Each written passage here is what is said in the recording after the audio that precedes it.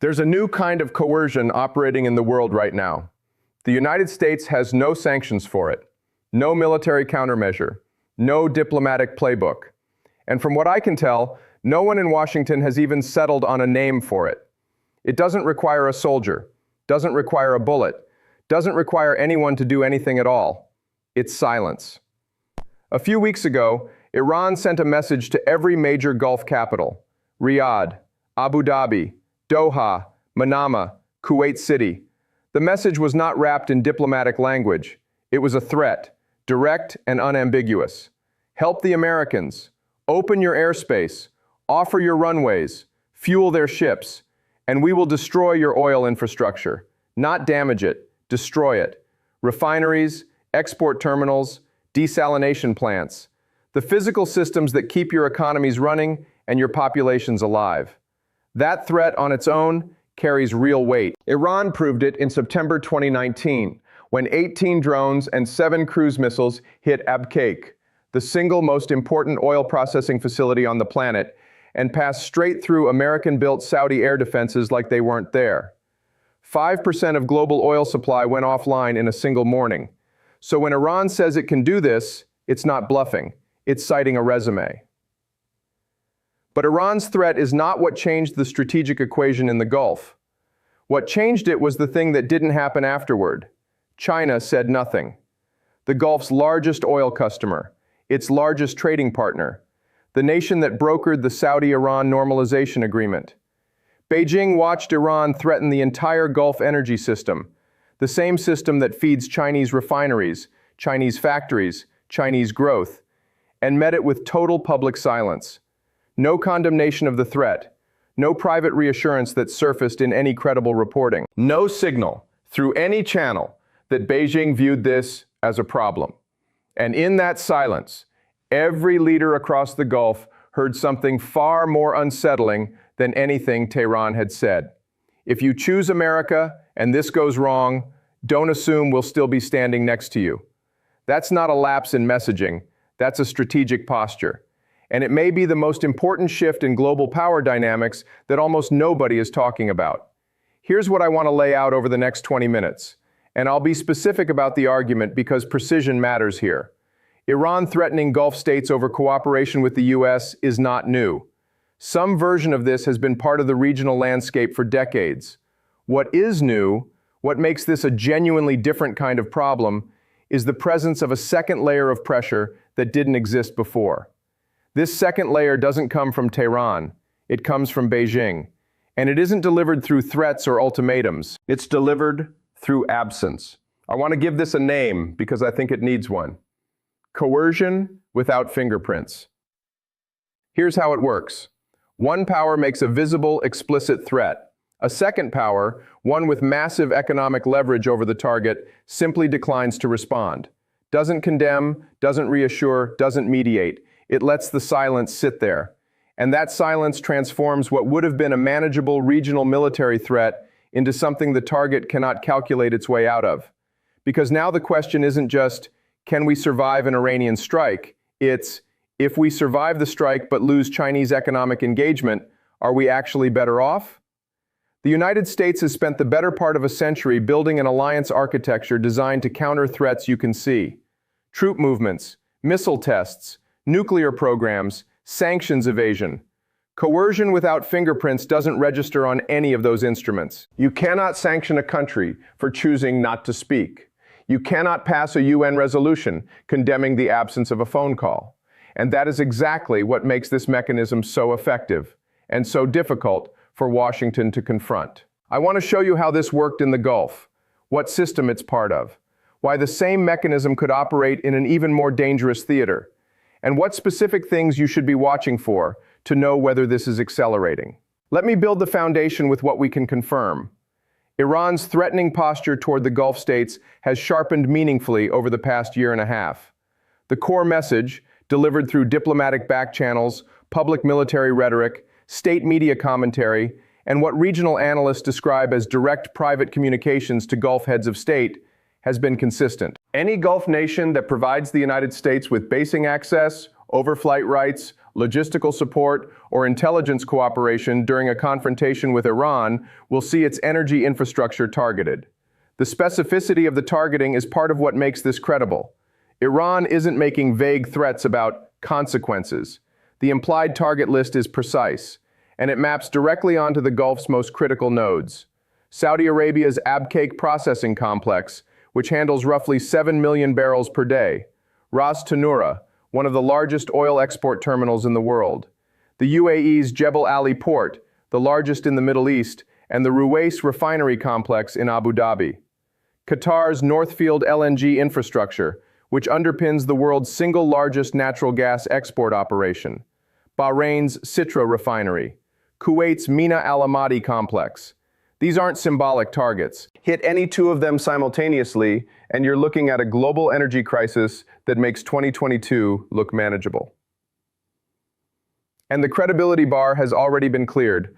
Abqaiq in 2019 wasn't just an attack, it was a demonstration. Proof that Iran could reach the most heavily defended energy infrastructure on Earth with precision weapons that evaded detection until impact.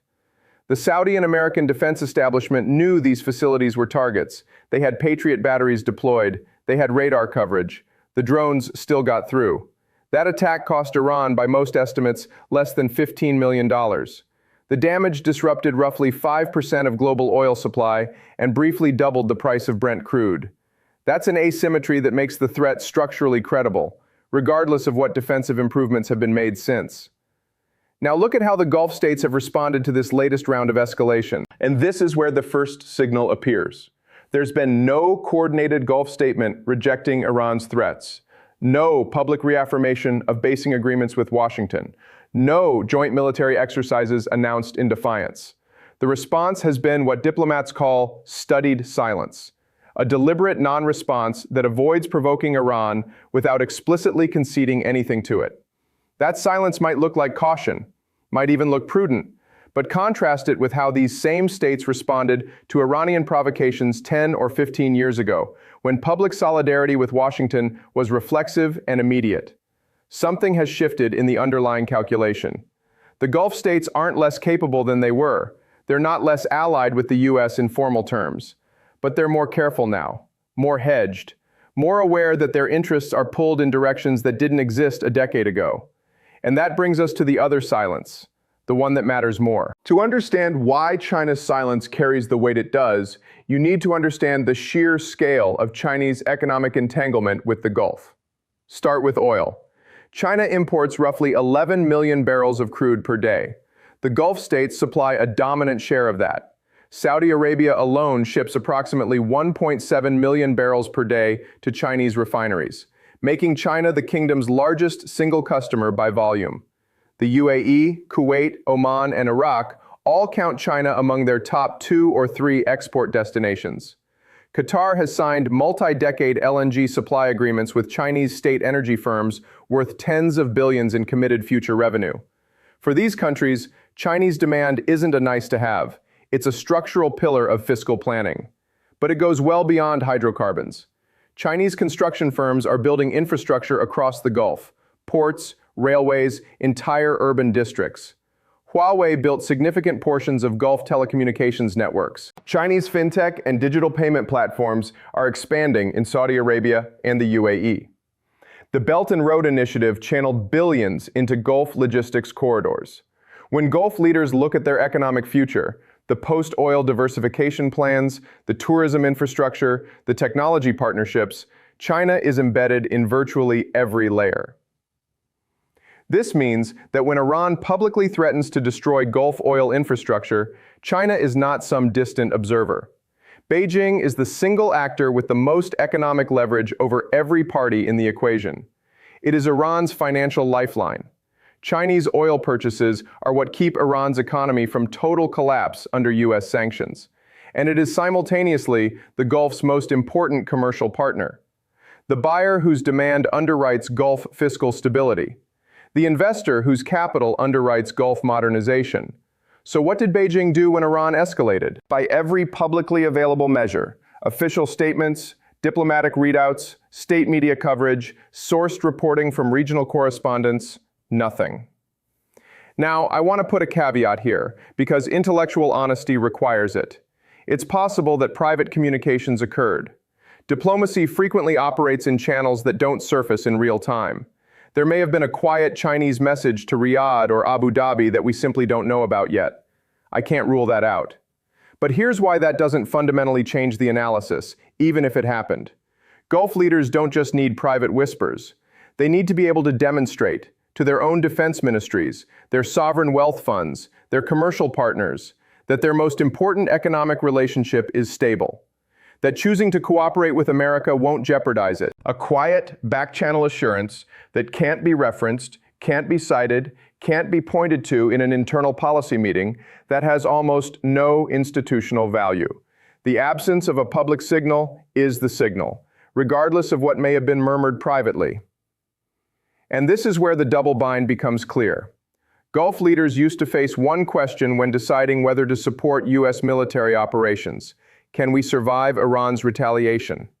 That question, backed by American defense guarantees and military presence, had a workable answer. Generally, yes. The new question is different, and it's much harder.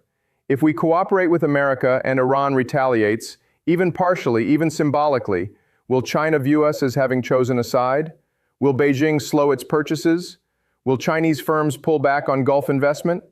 Will we find ourselves on the wrong end of a quiet economic recalibration that no one ever announces, but everyone in our economy feels? They don't know. That's the point. China has left that question unanswered. And the unanswered question is more destabilizing than the Iranian threat itself, because you can intercept a cruise missile. You cannot intercept economic uncertainty. That's the silent veto in action. China didn't say no, it just refused to say yes. And in the space between those two things, an entire American alliance structure starts to bend. If you step back far enough, the individual pieces start organizing into a system.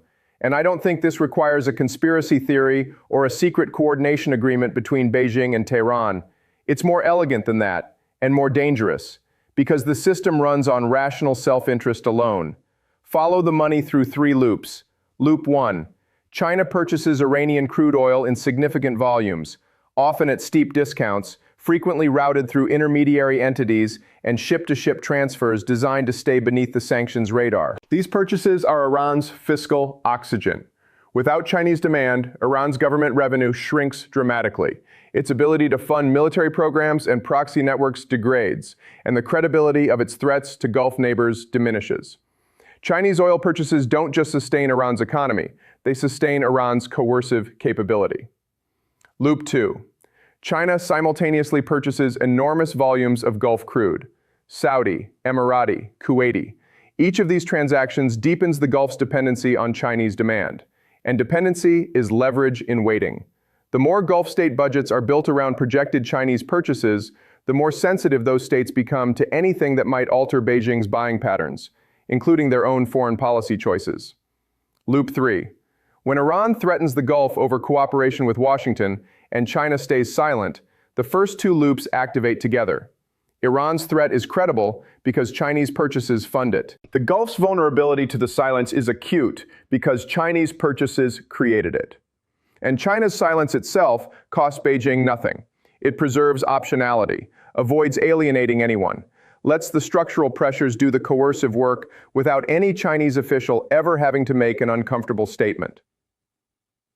3 loops, each one driven by normal commercial behavior, no secret protocol required, and the combined output is a coercion system that degrades American alliance reliability, without any single actor taking a step that could be formally condemned.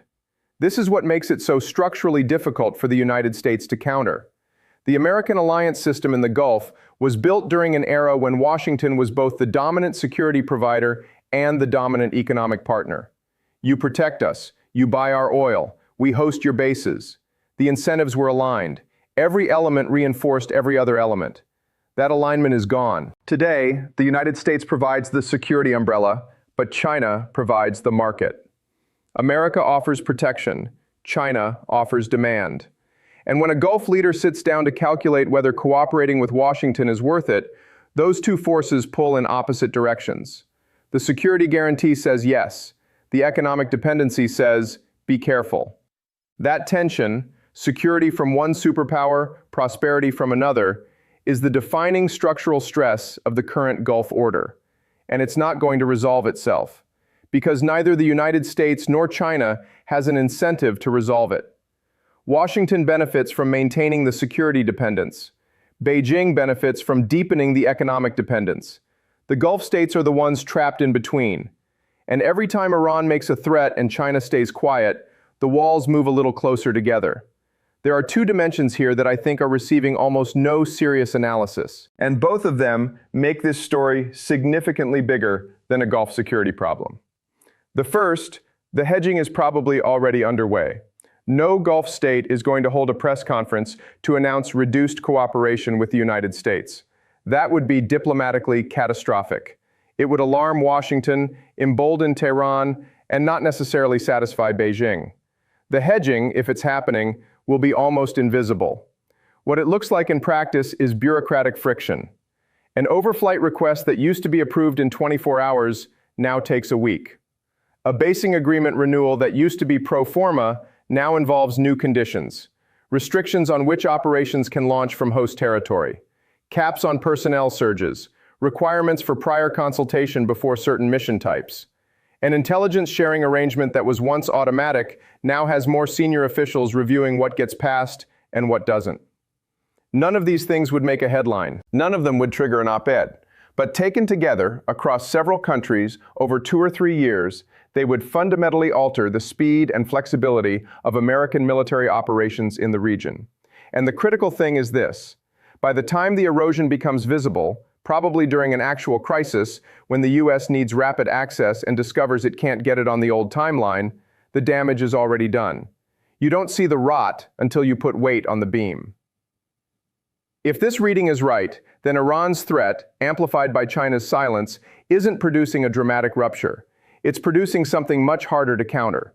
A slow, quiet recalibration of what alliance means in practice, with the formal structures left intact, but the substance gradually hollowed out.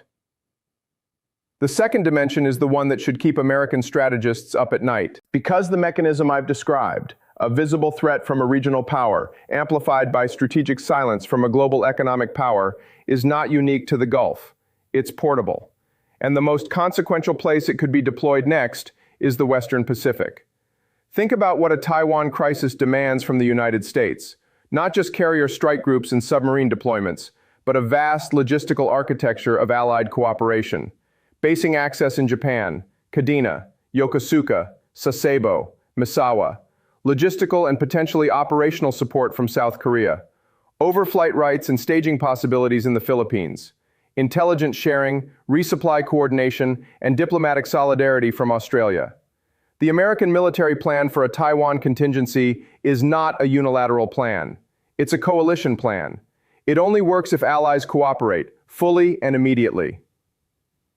Now look at those same allies through the lens of economic dependency. Japan's largest trading partner is China. In 2023, bilateral trade exceeded $300 billion.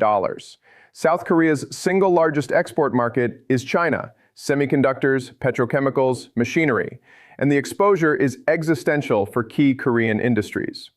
The Philippines has seen Chinese infrastructure investment grow substantially under Belt and Road frameworks. Australia exports iron ore, LNG, and agricultural products to China in volumes that represent a significant fraction of national GDP. Every one of those countries sits in the same structural position as the Gulf states. Security from America, prosperity from China. Now imagine a Taiwan contingency. Tensions escalate. Washington calls its allies and asks for full cooperation. Basing access, logistics, overflight, the works. And Beijing does what it just did in the Gulf. It says nothing. Doesn't threaten Japan, doesn't warn South Korea, doesn't make demands of Australia. It simply declines to signal that economic relationships will be unaffected by security choices. It lets the ambiguity sit. What does the Prime Minister of Japan do with that silence? What does Seoul calculate? What does Canberra weigh? If the Gulf model works, if silence plus economic dependency can meaningfully alter allied cooperation calculations in a region where the United States has had entrenched military relationships for 70 years, then there is no reason to assume it won't work in the Pacific, where the economic dependencies are even deeper, and the stakes of getting it wrong are existentially higher. The Gulf, in this reading, isn't really a Gulf story. It's a proof of concept, a dry run for the coercion model that matters most. And if American planners aren't studying what just happened in the Persian Gulf as a preview of what could happen in the Taiwan Strait, they're making a mistake that could define the next generation of strategic failure. I want to make this tangible, not policy paper tangible, tangible in a way that connects to American life, American security, and the structural position of the United States in the world. The first consequence is military, and it's more immediate than most people realize. The U.S. military's ability to operate in the Middle East, the Indian Ocean, and the approaches to Central and South Asia runs through Gulf bases that exist because host nations choose to allow them.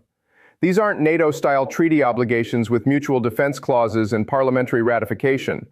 They're bilateral agreements that depend on ongoing political will. Al Udeid in Qatar, the nerve center for U.S. air operations across the entire Central Command area of responsibility. Al Dhafra in the UAE, a critical hub for surveillance, tanker, and strike aircraft. The Fifth Fleet headquarters in Bahrain, the command structure for every American naval operation from the Strait of Hormuz to the Red Sea. If the political will behind any of those arrangements softens, even in just one country, during just one crisis, the operational impact cascades. Flight operations route through longer corridors. Surveillance coverage develops blind spots. Response timelines stretch. None of this means the U.S. loses the ability to fight. It means the U.S. loses the ability to fight the way it is planned to fight. And in military terms, that difference can separate a successful operation from a costly improvisation. Here's the concrete detail that rarely makes the public conversation. The U.S. cannot quickly replace these facilities. There is no alternative Gulf basing architecture sitting in reserve. Building a new air operations hub from scratch, even assuming you could find a willing host, takes years and costs billions. The access the U.S. currently enjoys took decades of diplomatic investment to build. If it erodes permanently, or at least for any timeline that matters strategically. The second consequence is economic, and it reaches directly into the daily lives of Americans who will never read a single word about Gulf security dynamics. If Gulf states become more cautious about cooperating with the United States, not hostile, just cautious, the insurance function of American military presence weakens. For decades, U.S. naval forces in the Gulf and American relationships with Gulf governments functioned as a de facto guarantee of oil supply stability. Markets priced that in. When traders calculated the risk premium on Gulf crude, the American security umbrella was a factor that kept that premium manageable. If that umbrella starts looking less reliable, if there's a credible question about whether Gulf states will actually let the U.S. operate freely during a crisis, the risk premium adjusts upward. And that adjustment doesn't require an actual attack, doesn't require an actual crisis. It only requires uncertainty. Uncertainty is precisely what the combination of Iranian threats and Chinese silence produces. The next oil price spike Americans experience might not trace to any visible event. No tanker seized, no drone strike, no refinery burning. Just a quiet recalculation in energy markets, reflecting the reality that the Gulf security architecture isn't what it used to be. You'll feel it at the pump and in your heating bill. And no one on cable news will be able to explain why in less than 30 seconds. The third consequence is institutional, and it's the one that concerns me most. The United States government, the Pentagon, the State Department, the National Security Council, the intelligence community, has highly developed frameworks for responding to virtually every form of international coercion. Military aggression triggers deterrence and defense planning. Economic warfare triggers sanctions and counter-sanctions. Cyber attacks trigger attribution and response protocols. Diplomatic provocations trigger escalation ladders and messaging strategies.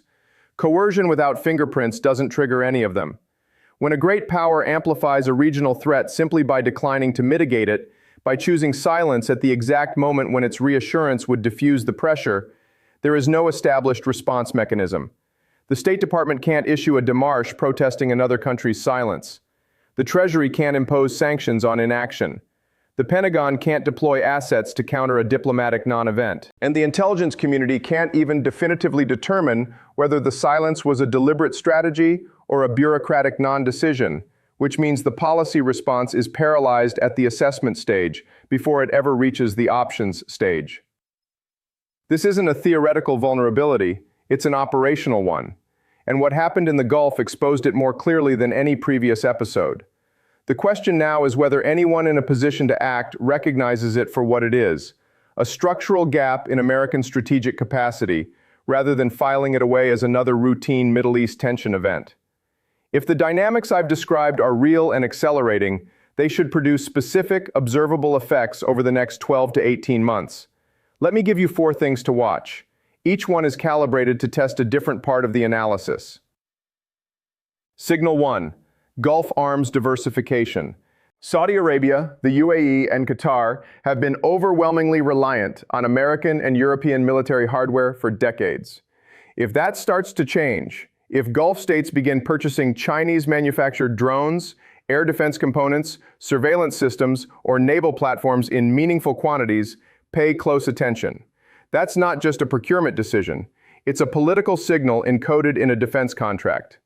Buying Chinese weapons creates institutional ties between Gulf militaries and the Chinese defense establishment. Maintenance dependencies, training relationships, interoperability pathways.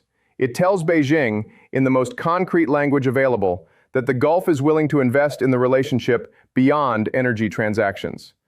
Watch for this especially in drone procurement, where Chinese systems are already competitive globally. The first major Gulf purchase of a Chinese air defense system would be a significant inflection point. Signal 2. Basing agreement friction. Most U.S. basing arrangements in the Gulf operate on periodic renewal cycles, and the specific terms are negotiated quietly. What you're watching for is any change in the texture of those negotiations. New conditions, new restrictions, new requirements that weren't present before. If Qatar, for instance, begins requiring advanced consultation and approval rights before certain categories of operations can launch from Al Udeid, that's a substantive shift. It might never become public. But if credible reporting surfaces,